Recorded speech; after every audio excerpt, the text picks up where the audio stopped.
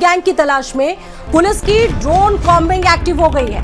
राह में जा रही एक महिला को गैंग ने खेतों में खींचा था। महिला की शिकायत पर घंटों ये न्यूड गैंग की तलाश चलती रही। बीते कुछ दिनों में इस तरह की चार बड़ी घटनाएं सामने आ चुकी हैं, शिकायत मिल चुकी है और ऐसे में अब पुलिस बहुत एक्टिव हो गई इन मामलों को देखते हुए। ड्रोन कॉम्बिंग में मिले हैं न्यूड बदमाश। दौराला थाने के भराला गांव का ये मामला है। मेरठ से ये खबर आपको बता रहे हैं। भराला में मार्ग पर शनिवार सुबह मेरठ ड्यूटी पर जा रही एक महिला को पीछे से दो निर्वस्त्र संदिग्ध युवकों ने पकड़ लिया। युवकों ने महिला को गन्ने के खेत में खींच लिया। महिला का शोर सुनकर मौके पर पहुंचे स्कूल बस के चालक। परिचालक को देखकर आरोपी मौके से भाग निकले। पुलिस ने आरोपियों की तलाश में गांव पहुंचकर ड्रोन भी उड़ाए, लेकिन उनका कोई भी पता नहीं लग सका। तो बीते कुछ दिनों में इस तरह की चार ऐसी बड़ी घटनाएं, जिस तरीके से शिकायतें मिली हैं, उसके बाद पुलिस काफी एक्टिव हो चुकी है कॉम्बिंग में, लेकिन अभी तक तस्दीक नहीं मिल पाई है न्यूड बदमाशों की। दौराला थाने के भराला गांव का मामला है। पुलिस बड़ी सरगर्मी से तलाश कर रही है ऐसे गैंग की। न्यूड गैंग से जुड़ा ये मामला है और 4 ऐसी शिकायतें आने के बाद पुलिस अब इन मामलों को देखते हुए काफी गंभीर हो गई है। मेरठ का ये मामला है। महिला की शिकायत पर घंटों चली न्यूड गैंग की तलाश, लेकिन अभी तक कुछ भी पुलिस के हाथ नहीं लग सका है। बीते अगर हम इस हफ्ते की बात करें तो ऐसी 4 शिकायतें पुलिस को मिल चुकी हैं। महिलाओं को निशाना बना चुका है ये न्यूड गैंग, जिस पर सबसे ज्यादा इस वक्त मेरठ में चर्चा हो रही है।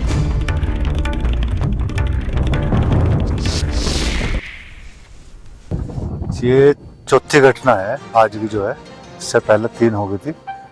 एक घटना जो शुरू में हुई थी उसको लोगों ने जो है थोड़ा सीरियस नहीं लिया था, लेकिन आज जो है बिल्कुल इंतहा होगी। 2 लोग थे, नंगे थे, जो लेडीज बता रही वो सुबह अपना ड्यूटी पे जा रही थी तो उसको रास्ते में ही जितेंद्र सिंह सोनो भोपाल सिंह का खेत है, उसने उसे खेत में वो अंदर खींच तुरंत पुलिस को सोचना। यहाँ पे जो है ये चौथी घटना है और जो है लेडीज यहाँ पे निकलते हुए जो है घबराती है। हमारे साथ रात को कोई मेहमान वगैरह आवे तो वो नहीं आ सकता यहाँ से बिल्कुल भी। रात में 12 बजे आया था सूरजगढ़ से, तो मुझे दूसरे रास्ते से आना पड़ा टोल से। आज क्या बात है? आज जो है लड़की के साथ जो है खींचातानी हुई, उसके साथ झपटा हुई और उसका चोट भी मार रखी। थाना दौराला क्षेत्र में एक महिला द्वारा कल सूचना दी गई थी कि एक व्यक्ति द्वारा उसे गन्ने खेत में खींचने का प्रयास हुआ। इस पर तत्काल पुलिस बल मय अधिकारी वहां पहुंचा और ड्रोन के सहायता से पूरे एरिया की कॉम्बिंग की गई। इसमें जो स्थानीय निवासी हैं और पुलिस बल हैं, दोनों ने मिलकर पूरे एरिया का कॉम्बिंग किया था और इसमें कोई संदिग्ध व्यक्ति वहां पर होना नहीं पाया गया। साथ ही में जो सड़क मार्ग पर पूर्व से तैनात सीसीटीवी कैमरा है उनको भी देखा गया है। फिलहाल उसमें ऐसी कोई घटना या व्यक्ति होना नहीं पाया गया है। एहतियात कर तौर पर हमने वहां पर COLIU के नेतृत्व में 5 सादे वस्त्रों में महिला व पुलिसकर्मियों की टीमें तैनात की हैं, जो निरंतर उस एरिया का निगरानी कर रही हैं और साथ ही में गांव वालों से बात कर ऐसे घटना या संदिग्ध व्यक्ति की तलाश भी की जा रही है। ये शिकायतें यकीन मान लीजिए बहुत गंभीर हैं और गंभीरता की तरफ इशारा करें, क्योंकि 4 ऐसी शिकायतें मिली है। नरेंद्र प्रताप हमारे साथ मौजूद हैं इस बड़ी खबर पर बातचीत करने के लिए। नरेंद्र, अभी तक पुलिस की इन्वेस्टिगेशन में क्या क्या चीजें निकलकर सामने आई हैं? कौन है वो न्यूड गैंग के सदस्य जो लड़कियों का पीछा कर रहे हैं? 4 शिकायतें पुलिस को मिल रही हैं। कुछ पता लगा पाई है क्या मेरठ की पुलिस इस गैंग के बारे में? देखिए, ये जो भी गैंग है इसका अभी तक पता नहीं लगा है और आपको ये भी बताते हैं कि शुरुआत की जो शिकायतें थी वो थाने तक या फिर पुलिस के पास नहीं पहुंची और इसको ग्रामीणों ने कोइंसिडेंट माना। इसी की वजह से जो भी उसमें बदमाश शामिल रहे उनका जो हौसला है वो बढ़ता हुआ चला गया। शनिवार को एक अगली घटना हुई और एक युवती को जो अपनी ड्यूटी पर जा रही थी उसको खींचने की खेत में कोशिश की गई और जिन लोगों ने खींचने की कोशिश की बकौल युवती, वो दोनों के दोनों जो बदमाश थे वो न्यूड थे। उन्होंने अपने शरीर पर कोई कपड़ा नहीं पहने हुआ था और इसके बाद उस महिला की जो चीख थी उसको सुनकर आसपास जो लोग गुजर रहे थे उन्होंने उसकी मदद की और वहां से उसको निकाला। लेकिन जब वो उस खेत से निकल कर आ रही थी तो वो बदहवास हालत में थी और ग्रामीणों ने उसको वहां से निकलते ही पाया। ग्रामीण भी नहीं, किसी और व्यक्ति को वहां पर पा पाए, लेकिन उसके कथनानुसार जो भी शिकायत थी वो पुलिस से की गई और पुलिस ने तुरंत एक्शन लेते हुए वहां पर ड्रोन कैमरा मंगवाया और करीब करीब 3 से 4 घंटे तक वहां पर ड्रोन से कॉम्बिंग कराई गई, क्योंकि जो पूरा इलाका है वहां पर गन्ने के खेत हैं, तो वहां पर मैनुअल जो कॉम्बिंग है वो मुमकिन नहीं है और खेतों में इन दिनों पानी भी भरा हुआ है भारी बारिश के चलते हुए, तो इसलिए जो ड्रोन से कॉम्बिंग हुई उस दौरान वहां पर कई पुलिस के बड़े अधिकारी भी पहुंचे, इलाके के सीओ पहुंचे, एसपी सिटी पहुंचे और उन्होंने उन सब चीजों को खुद भी मॉनिटर किया है, मगर अभी तक कोई भी संदिग्ध या फिर कोई बदमाश वहां पर नहीं मिल पाया है। फिलहाल पुलिस और कई स्ट्रेटेजी से काम कर रही है। अभी तक जो स्ट्रेटेजी हमारे सामने पुलिस ने रिवील की है उसके मुताबिक वहां पर सिविल ड्रेस में पुलिस के ही कुछ लोगों को तैनात किया गया है और ये लोग लोकल इंटेलिजेंस से जुड़े हुए हैं। इसके अलावा भी 2-3 और स्ट्रेटेजी पुलिस ने वहां पर अप्लाई की है, लेकिन उसके बारे में मीडिया को या फिर कॉमन लोगों को नहीं बताया है, वो पुलिस की अपनी कॉन्फिडेंशियल स्ट्रेटेजी है। तो अभी ये देखा जा रहा है कि वहां पर जो घटनाएं सुनने में आई है, क्योंकि अभी तक वहां कोई बदमाश नहीं देखा गया, तो उनकी सत्यता क्या है और दूसरे अगर वहां पर कोई ऐसा गैंग सक्रिय है जो महिलाओं को निशाना बनाने का प्रयास कर रहा है तो उसके ऊपर लगातार निगरानी रखी जाए और उसको दबोचा जा सके। इसके लिए एसएसपी विपिन टाडा ने वहां पर पुलिस की कई टीमें अलग अलग रणनीति के साथ तैयार की हैं और वहां पर उनको तैनात किया है। जी बिल्कुल, पुलिस अब खाक छान रही है। नरेंद्र, देखिए सबसे बड़ा सवाल ये है कि 4 शिकायतें मिली है, पुलिस गंभीरता से देख रही है, इसीलिए पुलिस इतना एक्टिव भी है। अच्छा, इन शिकायतों में और क्या क्या बताया गया, किस तरह की हरकतें इस महिलाओं के साथ में हुई, कैसे पता चला कि ये न्यूड गैंग है, क्या पुलिस ने बताया अभी तक इस मामले में? देखिए, पुलिस के मुताबिक जो शुरुआत की 3 शिकायतें जिनका जिक्र ग्रामीणों ने किया है वो पुलिस तक आई ही नहीं। जो चौथी घटना शनिवार को हुई तो उसके बारे में जब पुलिस को मालूम पड़ा तो वहां पर एकदम से एक्शन लिया गया। आपको यहाँ की जो लोकेशन है उसके बारे में बताना चाहूंगा। ये दिल्ली से मुजफ्फरनगर को जाने वाला नेशनल हाईवे 58 है और ये जो भराला गांव है उसी नेशनल हाईवे से सटा हुआ है। तो यहाँ पर जो मूवमेंट है वो बहुत तेजी से है। यहाँ पर हजारों वाहन जो है हर घंटे गुजरते हैं। तो कहां पर कौन आया, क्या उसकी मंशा थी और वो किस तरीके से अपने जो उसके दिमाग में चल रहा था उसको अंजाम देकर निकल गया। तो इससे भी पुलिस कोई इनकार नहीं कर रही है कि ये भी हो सकता है कि ये जो बदमाश हैं ये बाहरी हों और उन्होंने कोई घटना कारित करने का यहाँ पर प्रयास किया हो। चूंकि ये नेशनल हाईवे है इसलिए उस एंगल से भी पुलिस ने कुछ स्ट्रेटजी बनाई है और लगातार इस गांव और इस गांव के सबसे बड़ा सवाल ये है कि इस गैंग के पीछे कोई भी व्यक्ति हो, क्या इसका नेटवर्क है, पुलिस को पता लगाना बड़ा जरूरी है। भी आपको भी याद होगा कि बहुत दिन नहीं बीते हैं, पश्चिमी उत्तर प्रदेश अलग अलग जिलों से ड्रोन की अफवाहें निकलकर सामने आई थी, कई खबरें सामने आई थी, रात भर जागे थे लोग और उसके बाद अब ये न्यूड गैंग लोगों को डरा रहा है, दहशत है। कौन लोग हैं जहां तक पुलिस भी अभी तक नहीं पहुंच पा रही है?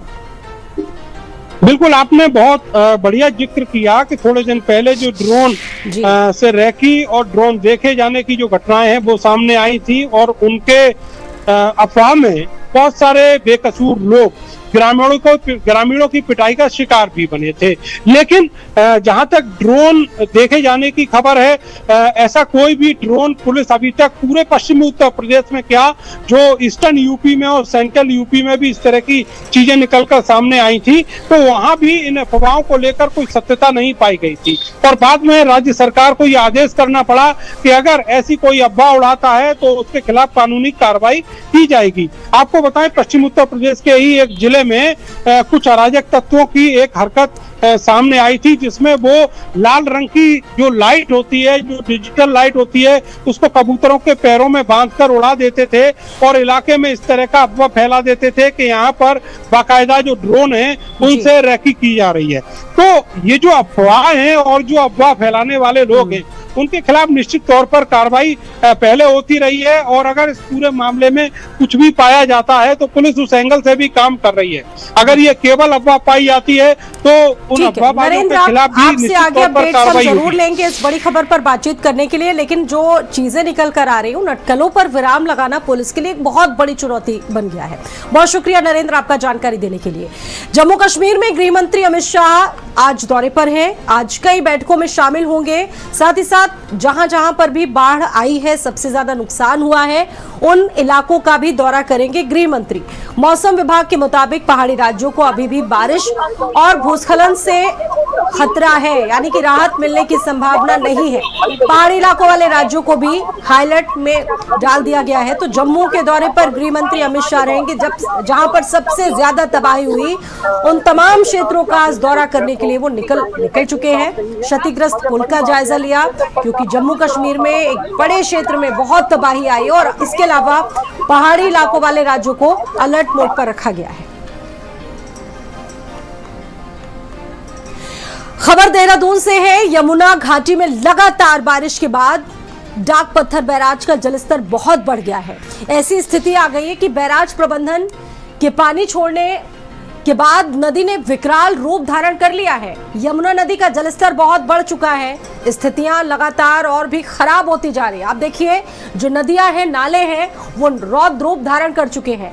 यमुना नदी की अगर बात करें तो यमुना नदी में डाक पत्थर बैराज का जलस्तर पूरी तरह से बढ़ चुका है और कई इलाकों में पानी भर जाने से स्थानीय लोगों की दुविधाएं बढ़ गई हैं, मुश्किलें बढ़ गई।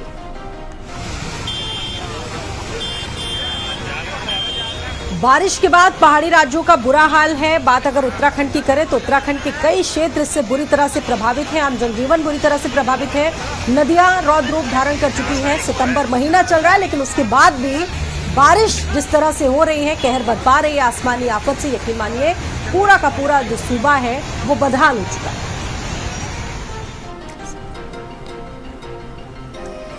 यूपी के सहारनपुर में भी पिछले 24 घंटे से लगातार बारिश हो रही। मूसलाधार बारिश होने से पहाड़ी और मैदानी इलाकों में दहशत बरकरार है।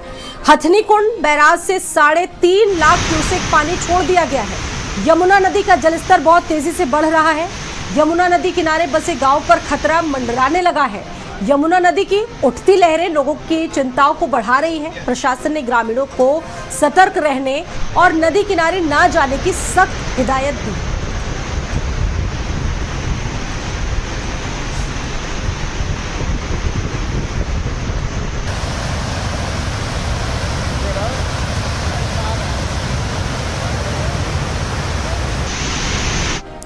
पहाड़ों के साथ साथ मैदानी इलाकों का भी बुरा हाल है। बुलंदशहर की कस्बा पहासू में भी रात से तेज झमाझम बारिश हो रही है। सड़कों का बहुत बुरा हाल है। बारिश के चलते लोगों के घरों तक पानी दाखिल हो चुका है। राहगीरों को भी काफी मुश्किलों का सामना करना पड़ रहा है। ये तस्वीर आपके सामने बुलंदशहर की है, जहां नगर पंचायत की पोल भी इस बारिश ने खोल दी। 24 घंटे से मूसलाधार बारिश से आम जनजीवन बुरी तरह से अस्त व्यस्त हुआ।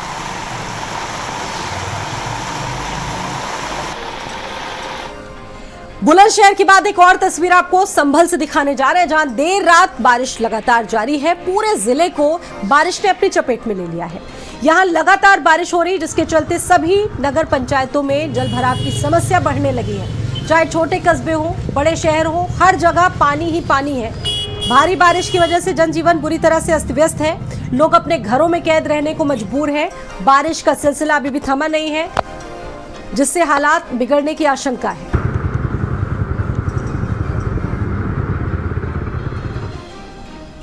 हमीरपुर के मौदाहा कस्बे में रागौल स्टेशन में एक युवती ने शोधे को सरेआम पीट दिया। आरोप है कि शोधा सोशल मीडिया पर युवती पर अश्लील कमेंट करता था, उसे जो काफी महंगा पड़ गया। आप जो करना है फायर करा दो, लेकिन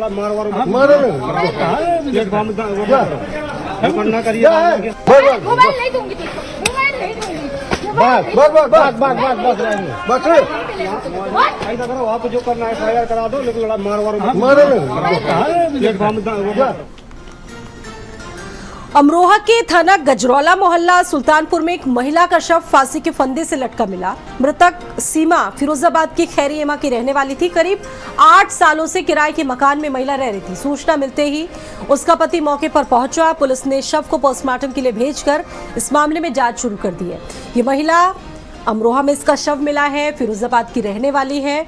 जैसे ही जानकारी मिली, महिला के घर वाले मौके पर पहुंचे। अब पुलिस पूरे मामले की जांच पड़ताल कर रही है। सहारनपुर के तीतरो क्षेत्र में महंगी गांव में एक डंपर अनियंत्रित होकर दुकान में जा घुसा। घटना के समय दुकान बंद थी, जिससे कोई जनहानि नहीं हुई। हादसे की घटना सीसीटीवी कैमरे में कैद हुई है।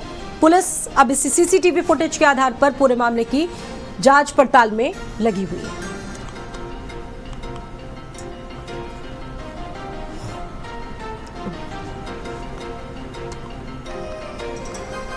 बढ़ते आगे, रामपुर में प्रमुख सचिव पिछड़ा वर्ग सुभाष चंद्र शर्मा ने कस्तूरबा छात्रावास की नव निर्माणाधीन बिल्डिंग का निरीक्षण किया। निर्माणाधीन इमारत में लग रहे मटेरियल का डिस्प्ले बोर्ड लगाने के निर्देश दिए। वहीं छात्रवृत्ति को लेकर भी कहा गया कि संबंधित विभाग समय से छात्र छात्राओं की दस्तावेज भेजे। उन्होंने बताया कि बाढ़ की स्थिति को रोकने के लिए 6 जगहों पर कार्य की जरूरत है और डीसीडीएफ की जमीन से भी जल्द से जल्द अतिक्रमण हटाया जाएगा। तो हम लोग ये कस्तूरबा गांधी जो बालिकाओं का विद्यालय होता है उसके छात्रावास की बिल्डिंग को देख रहे हैं। लगभग 3.25 करोड़ रुपए की लागत से ये छात्रावास की बिल्डिंग बन रही है। 100 की क्षमता की बिल्डिंग है और जिसकी कार्यदायी संस्था यूपी RNSS है। देखने से अभी ईंटों को मैंने देखा है, मुझे ठीक ठाक लग रही हैं, लेकिन कुछ है कि ईंटों के जॉइंट्स को ठीक से भरा जाए सीमेंट से, ताकि उनमें एक कॉम्पैक्शन आ जाए, मजबूती रहे। छात्रवृत्ति के बारे में और पेंशन के बारे में ये कहना चाहूँगा कि पेंशन हम लोगों ने दिव्यांग पेंशन सभी को भेज दी है। विधवा पेंशन और वृद्धावस्था पेंशन भी पहली किस्त जा चुकी है, दूसरी किस्त अभी हम सितंबर के महीने में देंगे। लेकिन छात्रवृत्ति के आवेदन पत्र इस समय आमंत्रित किए जा रहे हैं। अमेठी के मखदूमपुर कला क्षेत्र के तिवारी का पुरवा गांव में एक नवविवाहिता की गोमती नदी में डूबने से मौत हो गई। मृतका अपने प्रेमी से मंदिर में शादी करके ससुराल में रह रही थी। परिजनों ने मौत को संदिग्ध बताते हुए प्रताड़ना करके हत्या के आरोप लगाए हैं। वहीं पुलिस ने शव को पोस्टमार्टम के लिए भेजा है। पुलिस सब मामले की जांच पड़ताल में जुटी हुई है। पूरा मामला लड़की के साथ प्रताड़ना से जुड़ा हुआ है। पुलिस ने शव को पोस्टमार्टम के लिए भेजा है। पूरे मामले की जांच पड़ताल पुलिस कर रही है। अभी हाल ही में शादी हुई थी और गोमती नदी में डूबने से महिला की मौत हुई। मेरठ में एंटी करप्शन टीम ने ACM 4th कार्यालय में छापा मारकर 5,000 रुपए की रिश्वत लेते एक चपरासी को रंगे हाथों पकड़ लिया। आरोपी की चपरासी ने काम कराने के लिए रकम मांगी थी। शिकायत मिलने पर एंटी करप्शन ने कार्रवाई की और रिश्वतखोर चपरासी को थाना सिविल लाइंस ले जाकर उसको कस्टडी में लिया।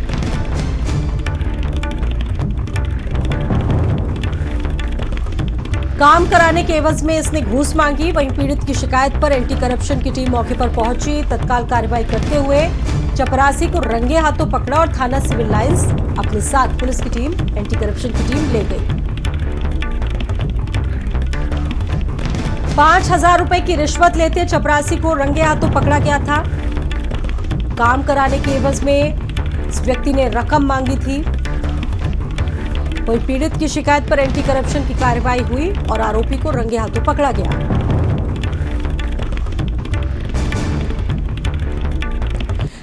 चित्रकूट से अगली खबर है। जिला प्रशासन के निर्देशों के बावजूद नो हेलमेट नो फ्यूल नियम की खुलेआम अवहेलना हो रही है। कई पेट्रोल पंप संचालक बिना हेलमेट लगाए बाइक सवारों को पेट्रोल देते हैं। जिलाधिकारी स्पष्ट कर चुके हैं कि बिना हेलमेट किसी भी बाइक सवार को पेट्रोल ना मिले, लेकिन जमीनी स्तर पर नियमों की अवहेलना हो रही है, पालन नहीं हो रहा है।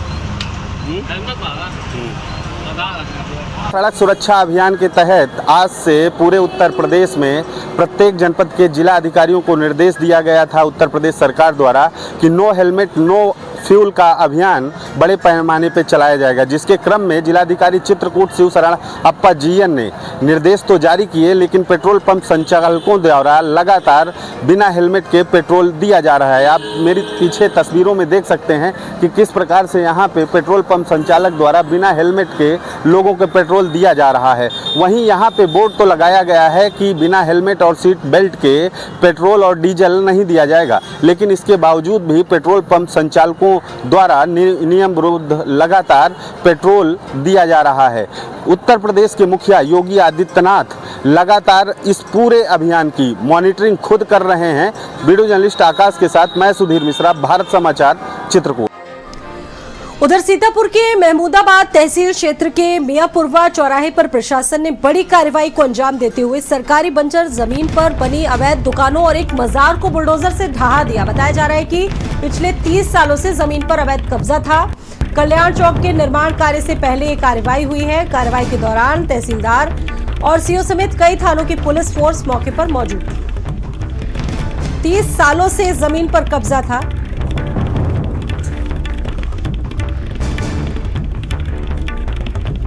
हमीरपुर के सिसोलर थाना क्षेत्र के गौघाट छानी गांव में मिट्टी खोदते समय एक वृद्ध पर टीला गिर गया, जिससे उसकी मौके पर ही मौत हो गई। बताया जा रहा है कि वृद्ध खेत में जल निकासी के लिए मिट्टी खोद रहा था, तभी अचानक टीला ढहा और ये बुजुर्ग व्यक्ति मलबे में दब गया।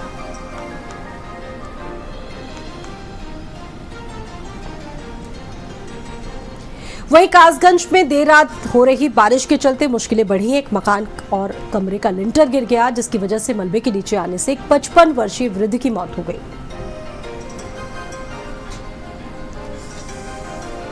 तो प्रदेश के कई क्षेत्रों में आज हादसे हुए हैं, बारिश लगातार हो रही है और इस तरह के हादसे कई जिलों से सामने आए हैं।